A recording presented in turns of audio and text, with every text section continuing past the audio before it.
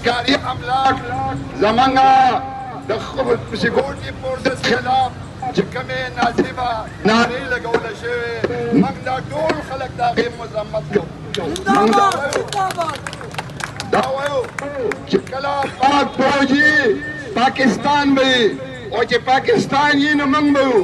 زه په دې خبره باندې نه پوهېږم چې دا کومه بربادي شوې ده، دا کم لاقانونیت شوی دی، دا کم جلو او ګیراو شوی دی، د دې بهر دنیا ته زموږ کم میسیج لاړ.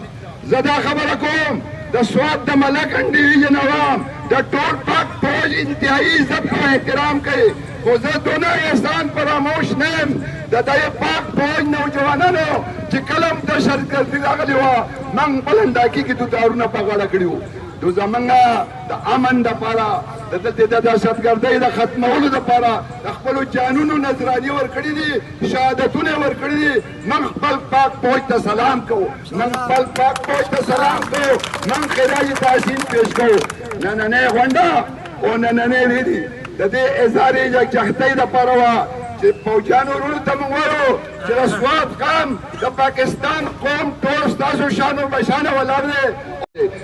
څوک موږ د پاک فوج د عوامو په منځ کې څوک چې نفرت میلاوي دا د پاکستان دشمن دی، دا د قوم دشمن دی.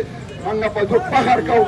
موږ وایو زموږ د ناموس حفاظت، زموږ د سرحداتو حفاظت، دلته سماج دشمن عناصر زغلول، دهشتګرد زغلول دا د چا د وس خبرې نه وه. او چې کله زلزلې راشي بیا زموږ فوجیان یادي، چې ورونه ولګي فوجیان یادي، د سیلاب راشي فوجیان یادي. آیا چې په مشکل وخت کې موږ د پاک فوج طرف ته ګورو؟ نن چې د پاک فوج خلاف کم نفرت انګیزي شوې ده موږ د هغې سخت مذمت کوو. او موږ د حکومت ته پولیس عوام په یو پیج باندې هېڅ څوک نه په سرحداتو حملې کولی شي نه دهشتګردي درته کولی شي. زه یو ځلې بیا تاسو ته خراج تحسین پیش کوم چې تاسو نن د یو محب وطن پاکستاني په حیثیت خپلې ذمهدارۍ پوره کړې او په روان وخت کې هم به خپلې ذمهدارۍ پوره به کوئ. او د پاک فوج سره چې زموږ کومه د احترام رشته ده، کومه د محبت رشته ده، کومه د مینې رشته ده، انشاءالله دا رشته به قایم او دایم ساتو.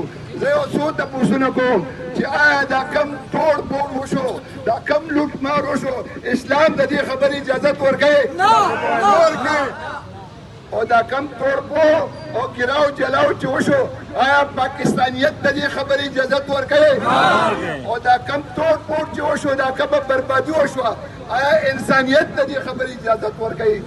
نن د دې افراطفرۍ د لاسه وړي ګران، چیني ګران، وړه ګرانه، بجلي ګرانه، ګریس ګرانه، امن چې راشي انشاءالله ډالر به مو غورځېږي، پټرول به مو غورځېږي، ډیزل به مو غورځېږي. واخر دعوانا ان الحمد لله رب العالمین.